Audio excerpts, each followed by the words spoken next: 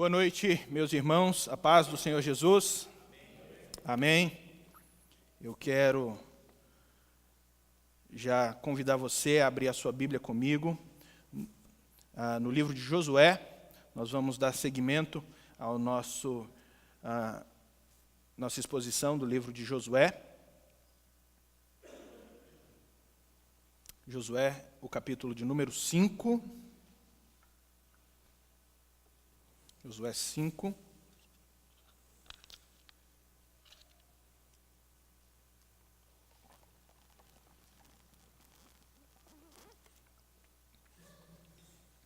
Nós vamos ler hoje do versículo 1 até o versículo 12.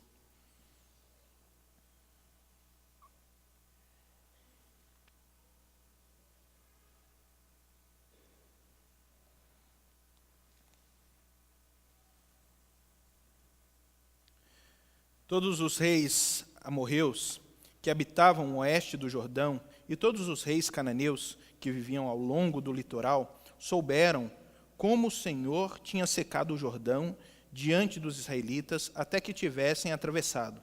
Por isso, desanimaram-se e perderam a coragem de enfrentar os israelitas. Naquela ocasião, o Senhor disse a Josué: faça facas de pedra e circuncide os israelitas. Josué fez facas de pedra e circuncidou os israelitas em Gibeate-Aralote. Ele fez isso porque todos os homens aptos para a guerra morreram no deserto depois de terem saído do Egito. Todos os que saíram haviam sido circuncidados, mas todos os que nasceram no deserto, no caminho depois da saída do Egito, não passaram pela circuncisão. Os israelitas andaram 40 anos pelo deserto, até que todos os guerreiros que tinham saído do Egito morreram, visto que não tinham obedecido ao Senhor. Pois o Senhor lhes havia jurado que não veriam a terra que prometera aos seus antepassados que nos daria, terra onde mana leite e mel. Assim, no lugar deles colocou os seus filhos, e estes foram os que Josué circuncidou. Ainda estavam incircuncisos, porque não tinham sido circuncidados durante a viagem. E depois que a nação inteira foi circuncidada, eles ficaram onde estavam, no acampamento, até se recuperarem. Então o Senhor disse a Josué: hoje removi de vocês a humilhação sofrida no Egito. Por isso, até hoje, o lugar se chama Gilgal. Na tarde do 14º dia do mês, enquanto estavam acampados em Gilgal, na planície de Jericó, os israelitas celebraram a Páscoa. No dia seguinte da Páscoa, nesse mesmo dia, eles comeram pães sem fermento e grãos de trigo tostados, produtos daquela terra. Um dia depois de comerem o produto da terra, o maná cessou. Já não havia maná para os israelitas, e naquele mesmo ano eles comeram do fruto da terra de Canaã. Até aí. Hoje nós vamos falar sobre o título Quem Nós Somos. Quem nós somos. Os israelitas, como nós temos visto nas últimas mensagens, eles estão saindo do deserto e estão entrando na terra prometida. Diante deles, eles têm uma grande oposição. Eles têm uma situação difícil para se enfrentar. Eles têm 7 povos mais bem armados, maiores que eles, mais bem instruídos na arte da guerra. Então, são povos mais fortificados do que os israelitas. No entanto, eles têm uma promessa que muda toda a perspectiva humana. Que, ao olhar para frente, e apesar de ver dificuldades, e apesar de ver situações difíceis, e apesar de termos oposição, existe uma promessa que muda toda a perspectiva humana. É a promessa de que Deus é conosco. E essa era a promessa que eles carregavam consigo. Deus era com eles. Eles precisavam ser fortes, eles precisavam ser corajosos, eles precisavam se manter fiéis ao Senhor. E Deus era com eles. A primeira demonstração da presença de Deus no meio do povo foi uma demonstração extraordinária. Eles estavam diante do Rio Jordão, em tempo de enchente, e Deus, então, barrou as águas do Jordão.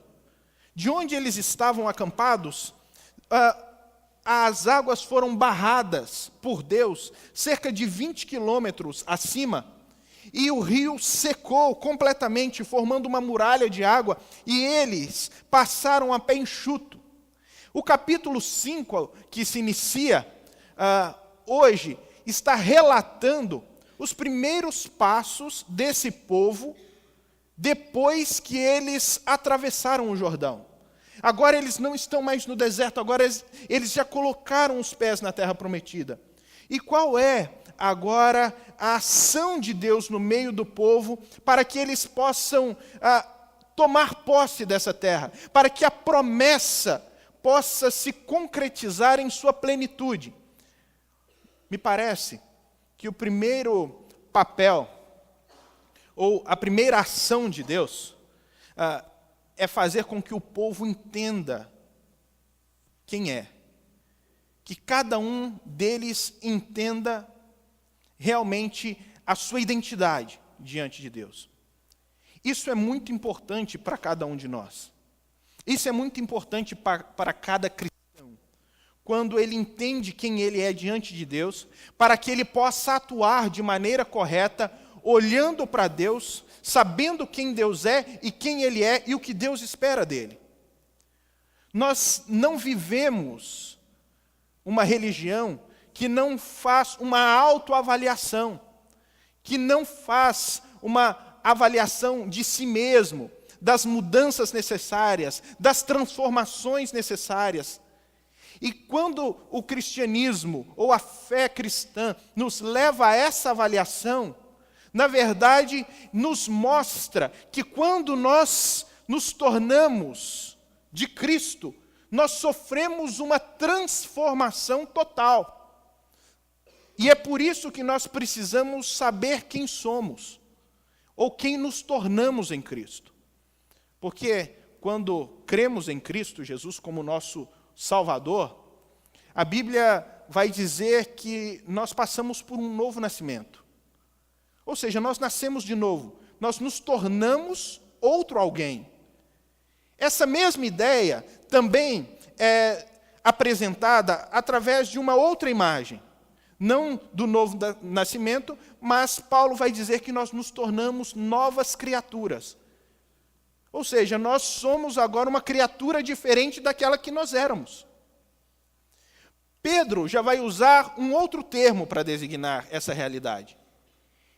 Pedro vai dizer que nós fomos regenerados, ou seja, gerados novamente. Nós éramos um alguém, quando passamos a crer em Cristo, então nós fomos gerados novamente, agora a imagem desse Cristo, e diante de Deus, nós somos aqueles que estamos olhando para o Senhor, olhando para a cruz e dizendo: cumpra-se em nós a tua vontade, seja formada em nós a vida que Deus um dia sonhou para nós. E forme em nós também a pessoa que o Senhor sempre quis que fôssemos. Essa é a grande realidade do cristão. Nós somos transformados em outra pessoa, mas a pergunta é: se somos outra pessoa, quem nós somos? Ou quem nós devemos ser como cristãos? O texto vai nos falar um pouquinho a respeito dessa verdade. O povo acabou de atravessar o Jordão e está diante das muralhas de Jericó. Eles se acamparam em Gilgal, que é cerca de 3 quilômetros. Quem subia, por exemplo, nas muralhas de Jericó, conseguiam ver o acampamento dos israelenses, que estava a cerca de 3 quilômetros.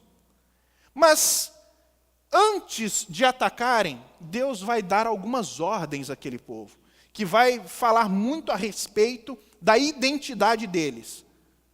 E nós precisamos também entender a nossa identidade e entender por que Deus quis que eles compreendessem quem eram antes de atacar. Em primeiro lugar, Eu gostaria que nós lêssemos o versículo 1. Diz aí: todos os reis amorreus que habitavam a oeste do Jordão e todos os reis cananeus que viviam ao longo do litoral souberam como o Senhor tinha secado o Jordão diante dos israelitas, até que tivessem atravessado. Por isso, desanimaram-se e perderam a coragem de enfrentar os israelitas. Em primeiro lugar, irmãos, o texto nos mostra que nós somos servos, que nós somos o povo do Deus que vela e se revela à medida que se revela e vela. O que eu quero dizer com isso?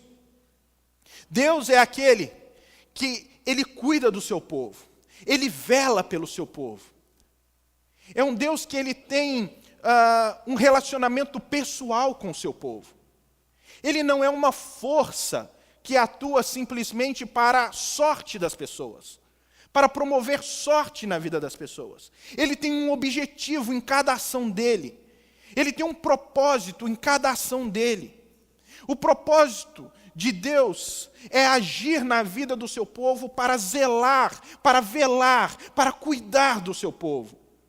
E todas as vezes que Deus age cuidando do seu povo, Ele também revela quem Ele é. Ele revela o seu caráter, Ele revela o seu poder, Ele revela os seus atributos.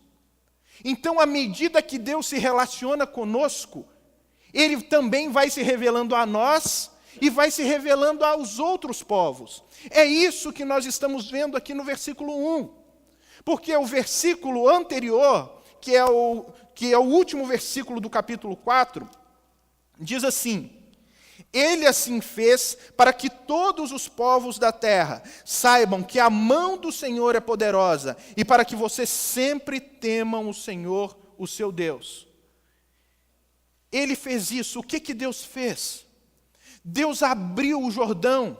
Deus havia sustentado o povo durante 40 anos. Quando o povo teve necessidade de carne, Ele enviou as codornizes. Quando o povo teve fome, Ele enviou o maná.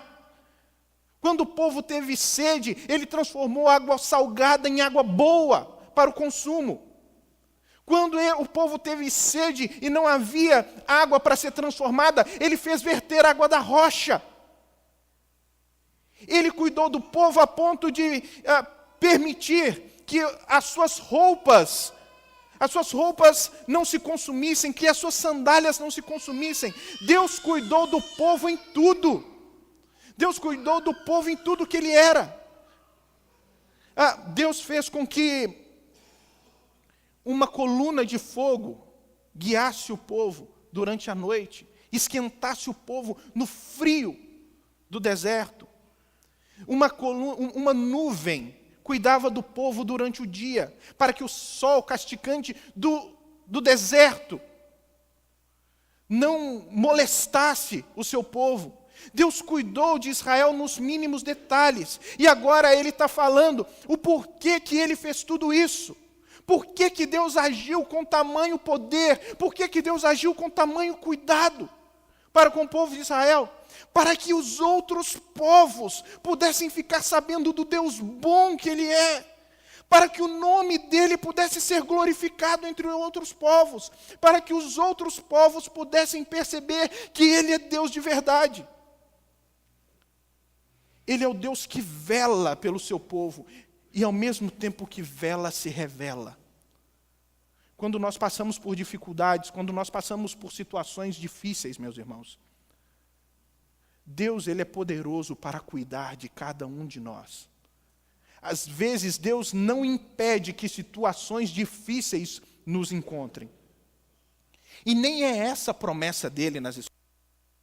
A promessa nas Escrituras é a mesma promessa que Ele fez para o povo de Israel. Eu serei contigo. Eu serei contigo. É por isso que nós oramos e dizemos, como o Salmo 23 diz: ainda que eu caminhe pelo vale da sombra da morte, não temerei mal algum, porque Tu, Senhor, estás comigo. Nós podemos passar pelo vale da sombra da morte, mas o que importa é que o Senhor está conosco. E à medida que nós demonstramos a nossa fé, a nossa confiança nesse Deus que está conosco em todas as situações, o nome dele é glorificado, o nosso testemunho é mostrado para os outros povos, o nome dele é percebido entre os outros povos, e então outras pessoas passam a conhecer o poder de Deus através do testemunho da nossa vida. Nós somos esse povo, que é a continuidade do povo de Israel, que Deus está atuando na vida deles, que Deus está cuidando deles, que Deus está velando pela vida deles, mas com um objetivo, irmãos, de que o nome dele seja conhecido entre os povos.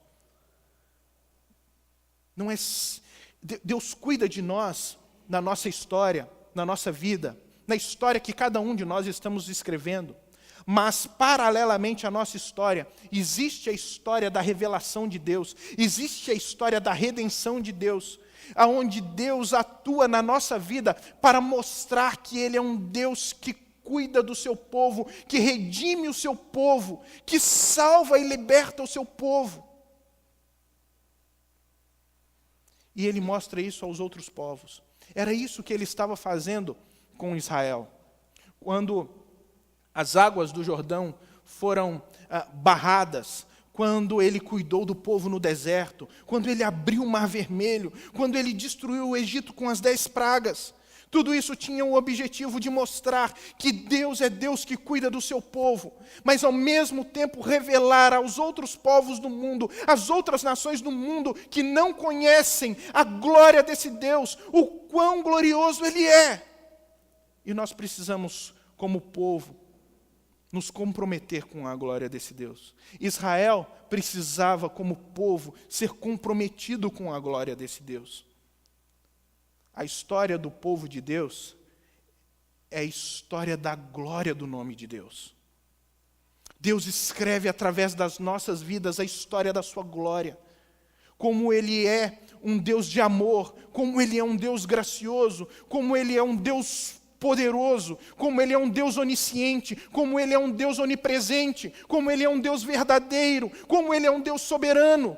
Cada um desses títulos, cada um desses atributos é mostrado na sua relação, na relação de Deus com o seu povo. Cada um desses atributos pode ser percebido na nossa relação com Deus hoje. E quando nós pegamos com fé e confiança no caráter santo desse Deus, então outras pessoas vão conhecer a glória desse Deus através do nosso testemunho. Não porque nós não enfrentamos dificuldades ou problemas, mas porque nós passamos por todas as dificuldades e todos os problemas com a certeza de que o Senhor é conosco. Essa é a grande realidade. Em segundo lugar, o texto nos ensina que nós somos o povo que é guiado pela palavra de Deus e não pelas oportunidades da vida.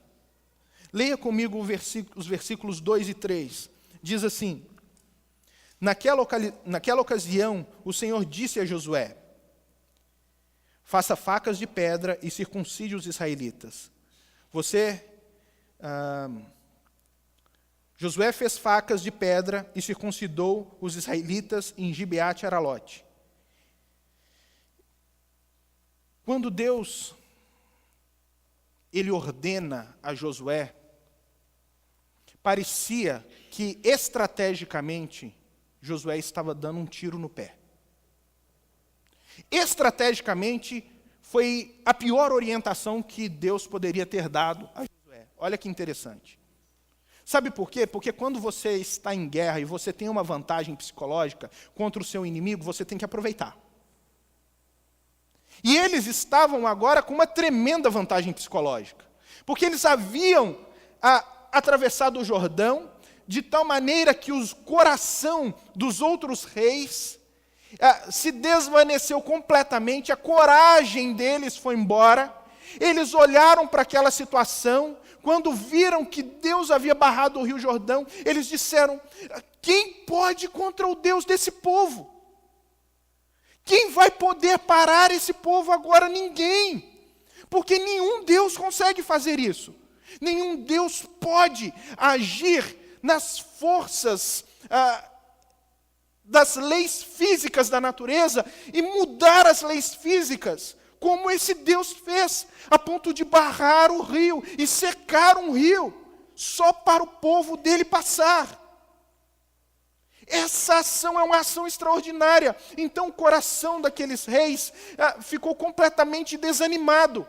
Eles tinham uma tremenda vantagem psicológica contra esses reis. Quando eles atravessaram, talvez, na mente de Josué, fosse a hora de ir para cima. Sabe? Talvez fosse a hora de vencer. Não é agora que nós precisamos atacar com toda a nossa força. Porque eles estão vendo quão poderoso é o nosso Deus. Mas Deus dá uma ordem completamente contrária. Deus fala com eles, não é para atacar. Agora vocês vão se circuncidar. Agora vocês vão se circuncidar. E eles obedecem à palavra de Deus. Josué, ao invés de priorizar as oportunidades, ele prioriza a palavra de Deus. Como nós somos, às vezes, levados a priorizar as oportunidades. Nós às vezes não levamos em consideração a grande bênção que temos e a oportunidade que temos de ouvir a voz do Senhor que nos dirige os passos. Nós achamos que, porque algumas oportunidades na vida se apresentam com tanta facilidade, nós precisamos pegar essas oportunidades. Israel poderia ter dito, olha, essa é a oportunidade. Josué poderia ter dito, essa é a oportunidade. Deus é conosco nesse momento. Porque ele abriu o Rio Jordão. E ter negligenciado completamente a ordem que Deus deu a ele de não se envolva com essa guerra agora. Não tente aproveitar essa oportunidade. Às vezes nós achamos que nós devemos negar a Deus e a palavra de Deus por causa de alguma oportunidade que aparece. Seja uma oportunidade no emprego, onde você precisa abrir mão da sua ética, da sua fé, dos seus valores. Seja, às vezes, em um relacionamento, que você precisa abrir mão da sua fé, dos seus valores, dos seus conceitos, por causa de uma outra pessoa. Seja até mesmo oportunidades espirituais, onde as pessoas elas começam a barganhar com Deus, a fim de ter alguma oportunidade, acreditando que o próprio Deus pode ser esse instrumento de facilitação,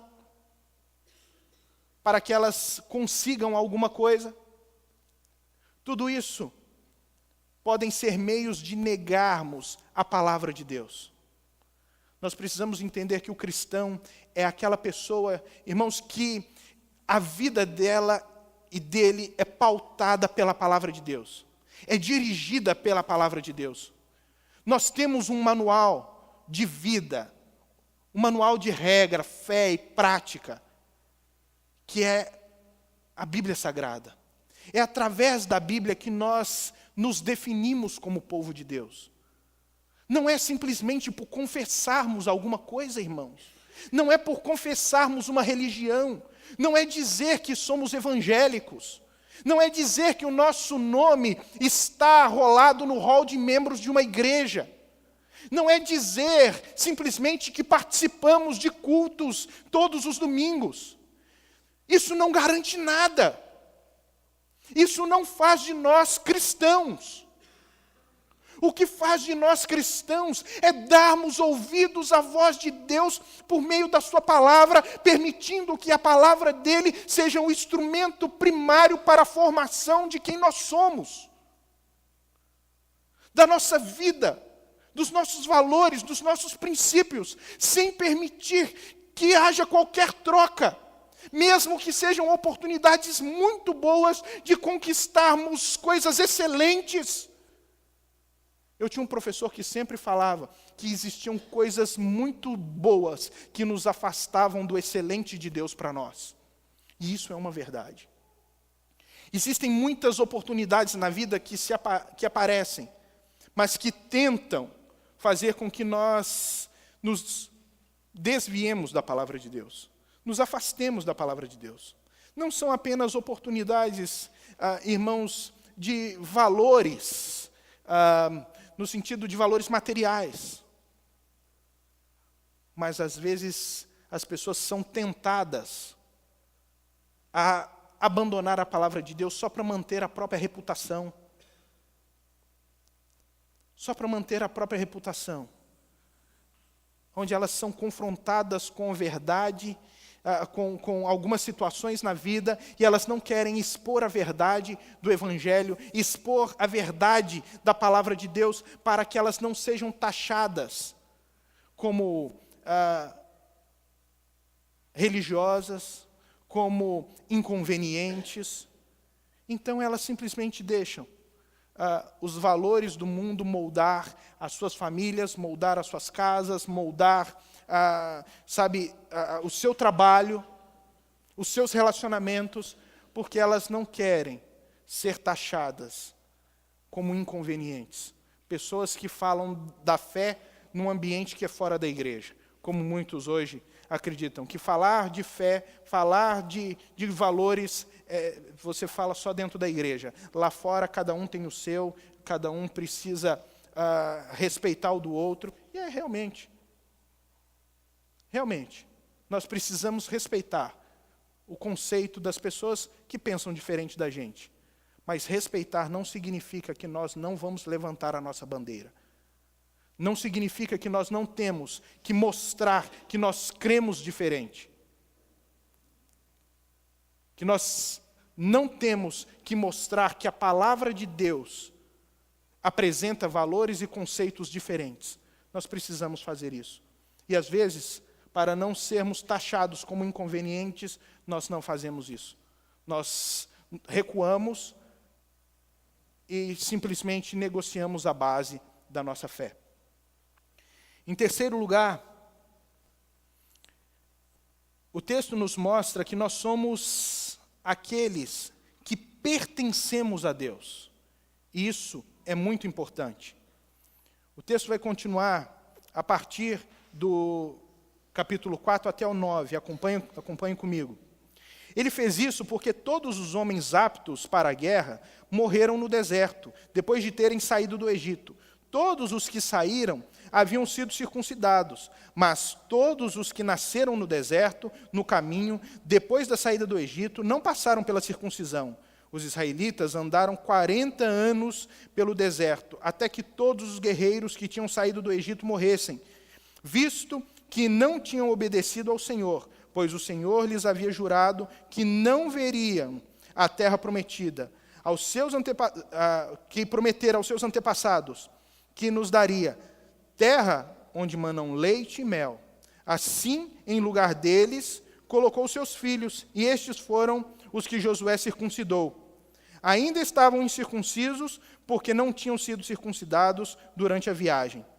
E depois que a nação inteira foi circuncidada, eles ficaram onde estavam no acampamento até se recuperarem. Então o Senhor disse a Josué: hoje removi de vocês a humilhação sofrida no Egito. Por isso, até hoje, o lugar se chama Gilgal. Nós somos o povo que precisa se lembrar que nós pertencemos a Deus. Isso significa que nós temos uma ligação com esse Deus diferente da ligação que muitas pessoas acreditam que têm. As pessoas, às vezes, acreditam que servir a Deus é um mero ato de voluntariado.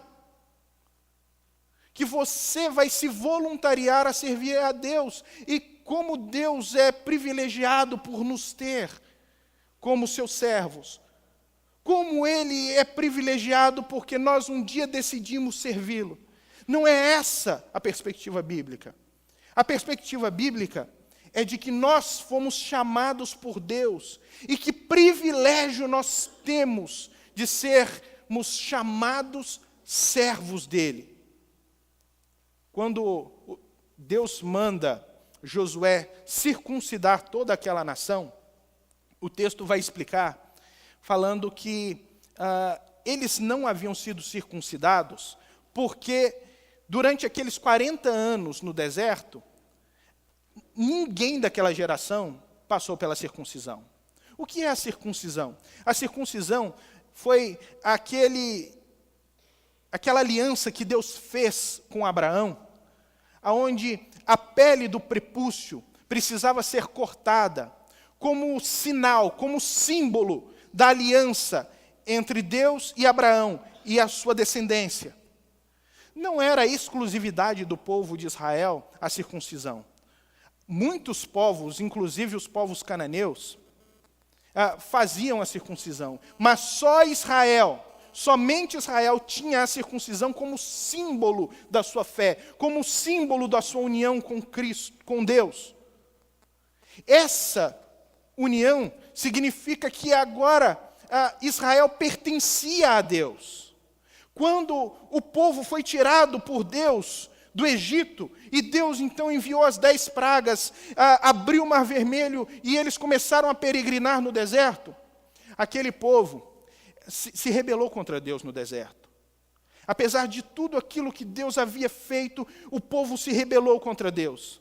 Eles chegaram às portas da terra prometida e, ao invés de confiar no caráter de Deus e no poder que Deus havia demonstrado em toda a sua libertação, eles resolveram não crer. Eles resolveram duvidar do poder e do caráter de Deus. Então Deus falou: a toda essa geração que saiu do Egito vai perecer, vão morrer no deserto. E só a geração posterior é que vai entrar. Só os filhos deles vão entrar na terra prometida. E daquela geração no deserto, apenas Josué e Calebe entraram na terra prometida. Os 2 homens que creram no caráter e no poder de Deus.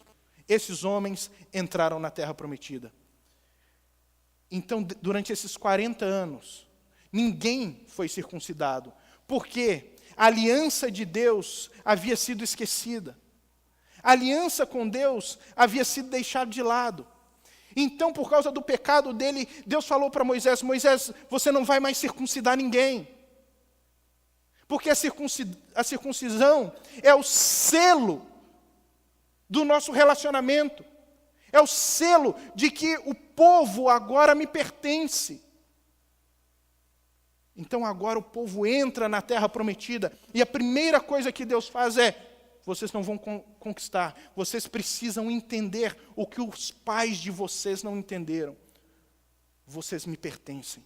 Vocês são meu povo. Vocês são propriedade exclusiva de Deus. E essa circuncisão, esse selo que era feito no corpo dos homens, era apenas um sinal, ou um símbolo da transformação do coração. É isso que Deuteronômio vai dizer. Olha, vocês não têm que ser circuncidados na carne, vocês precisam ser circuncidados do coração, no coração. Isso significa que eles precisavam abandonar toda a vida para trás. Eles precisavam abandonar todos os conceitos, todos os ídolos que os seus pais serviram ainda no deserto, todos os deuses estranhos, e eles precisavam se converter a Deus, para pertencer genuinamente a Deus, para que então eles pudessem empreender a caminhada rumo à conquista da terra. Isso fala muito a nós hoje, porque nós temos um paralelo nos dias de hoje com a circuncisão. O paralelo do cristão com a circuncisão, irmãos, é o batismo. Quando uma pessoa é batizada, ela também simboliza que deixou para trás toda a vida antiga, todos os ídolos, todos os erros, tudo aquilo que a levava para longe de Deus, fica para trás agora, e ela agora renasce para uma nova vida, de serviço para o Senhor. E agora essa pessoa vai se relacionar profundamente com esse Deus. o paralelo da circuncisão, então, é o batismo. Quando nós nos batizamos, não significa simplesmente um banho. O poder não está no banho. O poder está na mudança de coração. Nós apenas mostramos externamente aquilo que nós cremos que Deus fez internamente no nosso coração. Nós não somos apenas batizados e temos o nosso corpo lavado, mas nós temos o nosso coração e a nossa alma lavada dos nossos pecados. É por isso que nós nos tornamos povo de Deus. E como é que o povo de Deus se vê? Como pertencentes a Deus. É assim que cada apóstolo vai se considerar. Ele se considera um diácono, que é um servo, aquele que serve às mesas. A diaconia é algo que faz parte da vida cristã. Mas cada um dos apóstolos também vai se autodenominar doulos, que é uma palavra que é traduzida na minha Bíblia e na sua Bíblia por servo. Mas a melhor tradução não seria servo, a melhor tradução seria escravo. Isso quer dizer que o Senhor nos comprou. Na praça de escravos, o Senhor nos comprou e pagou um alto preço por cada um de nós. O preço dele foi entregar o seu filho na cruz, foi verter o sangue do seu filho na cruz, para nos comprar, para que nós pudéssemos então pertencer a ele. Por isso nós somos o povo de Deus, nação santa, sacerdócio real, povo de propriedade exclusiva de Deus. Nós pertencemos a esse Deus, porque ele nos comprou.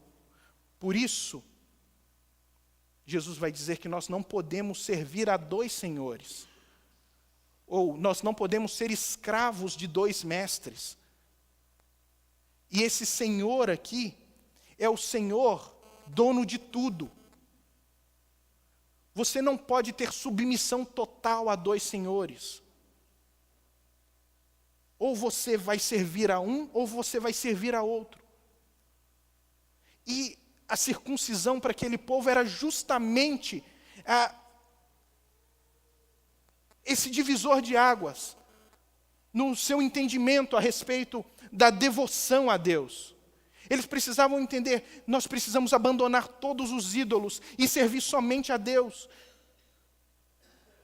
O nosso batismo também significa isso. Nós precisamos abandonar todos os nossos ídolos e servir somente a Deus. Mas o coração do homem, como diz Calvino, é uma fábrica de ídolos. É uma fábrica de ídolos. Nós somos capazes de criar ídolos que nós nem mesmo imaginamos e colocamos esses ídolos como deuses. Sejam bens, sejam pessoas, sejam relacionamentos, sejam planos, projetos, desejos, seja a nossa própria imagem e reputação. Tudo isso pode se tornar um ídolo, um Deus na nossa vida. Mas agora que nós servimos a Deus, nós precisamos abandonar tudo isso e entender que Ele é o Senhor da nossa vida. É por isso que quando nós oramos, nós os chamamos de Senhor. E é assim que nós encaramos os desafios da vida. É assim que nós encaramos a vida. É assim que nós encaramos a vida cristã. Como servos desse Deus. Como pessoas que foram compradas pelo sangue de Cristo. Pessoas que têm o seu coração mudado. Pessoas que passaram por uma conversão genuína. Se você não compreendeu, ainda que você pertence a Deus, você está numa guerra perdida. Você está numa luta perdida. Porque o seu inimigo não são as potestades, os seus inimigos não são os poderes deste mundo tenebroso. O seu inimigo não é o diabo. Mas o seu inimigo é o próprio Deus. Porque todo aquele que se constitui amigo do mundo se faz inimigo de Deus. É por isso que nós precisamos entender quem nós somos. Entender que nós servimos a Deus.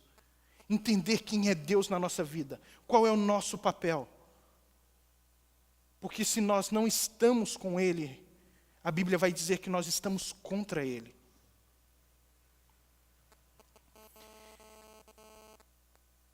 Também nós precisamos entender, irmãos, que nós somos o povo que foi redimido por Deus.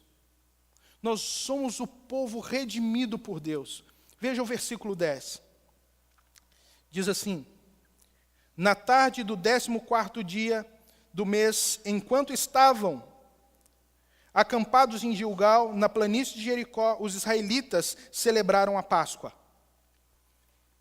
Depois que eles saíram do Egito, eles também não haviam celebrado a Páscoa durante o tempo da peregrinação. Eles celebraram a Páscoa no dia que eles estavam saindo do Egito, e agora, 40 anos depois, eles estavam celebrando a Páscoa novamente. E o que significa a Páscoa? A Páscoa significa a redenção, libertação.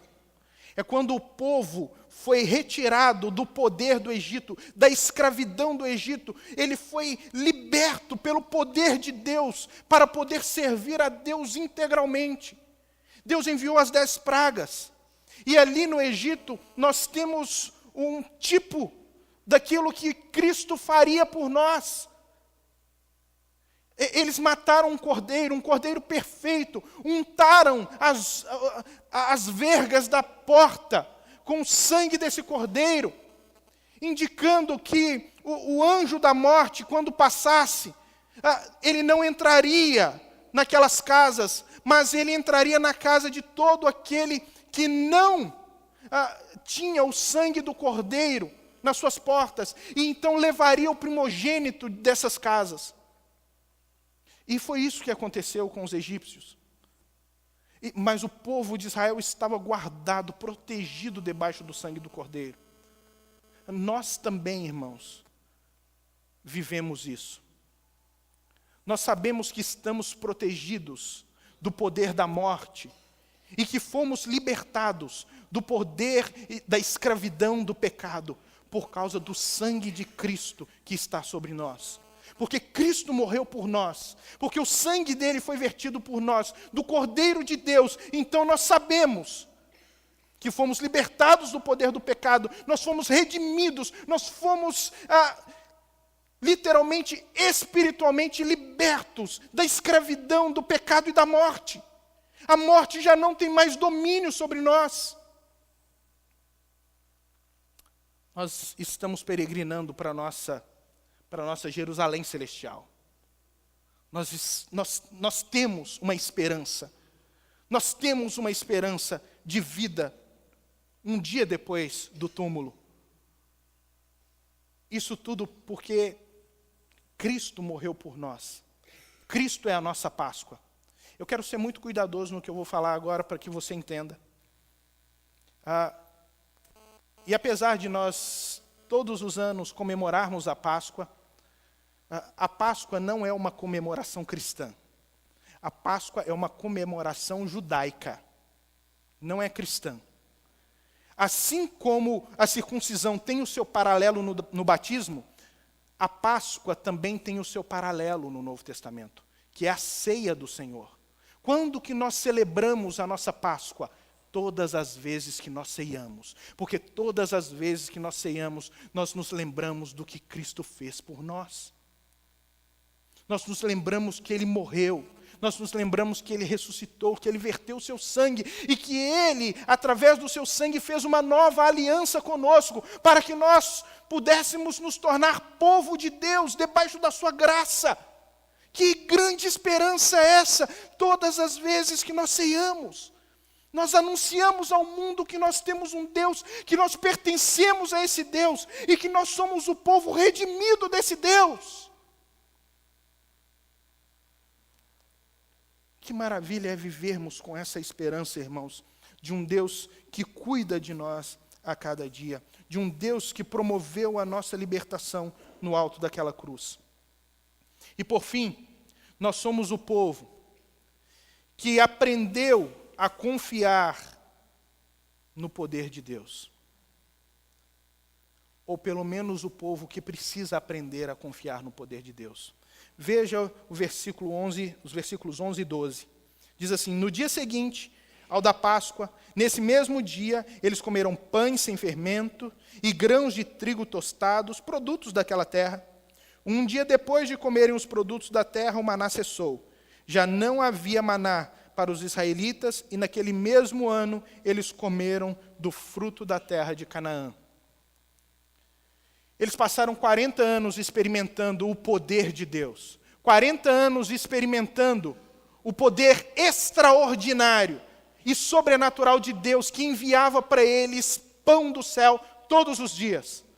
Mas depois que eles entraram na terra, quando eles comeram os produtos da terra, diz que o maná cessou imediatamente. Isso nos ensina uma coisa: Deus só faz milagres quando o milagre tem propósito.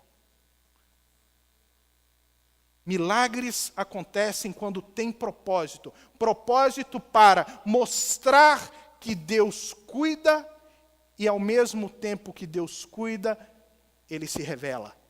Esses são os propósitos dos milagres. O povo de Deus tem que saber que Deus é um Deus que pode agir extraordinariamente. O problema não é entendermos isso. Eu acredito que todos nós creem que Deus pode fazer o que quiser, na hora que quiser, do jeito que quiser, porque Ele é soberano e todo-poderoso. O problema não está em reconhecermos que Deus age extraordinariamente. O problema do cristão é reconhecer que Deus age ordinariamente. Essa é a grande dificuldade. E era isso que aquele povo precisava aprender. Quando eles comeram do fruto da terra, Deus falou assim: acabou o maná. Agora, meus filhos, agora tem que trabalhar. Sabe como é que eu estou agindo na vida de vocês? Dando a oportunidade de plantar e colher. Isso é Deus agindo ordinariamente, de forma natural. E o problema é que nós nos esquecemos disso. Nós nos esquecemos das oportunidades que Deus nos dá para podermos adquirir uma qualidade de vida. E muitas vezes esperamos somente o extraordinário. É tipo assim, a pessoa não estuda e quer passar no vestibular para medicina. A pessoa não é um bom profissional, é relaxado, é preguiçoso e quer ser promovido quando aquela vaga aparecer, quer ser promovido. É a pessoa que não é um bom funcionário e não quer ser mandado embora.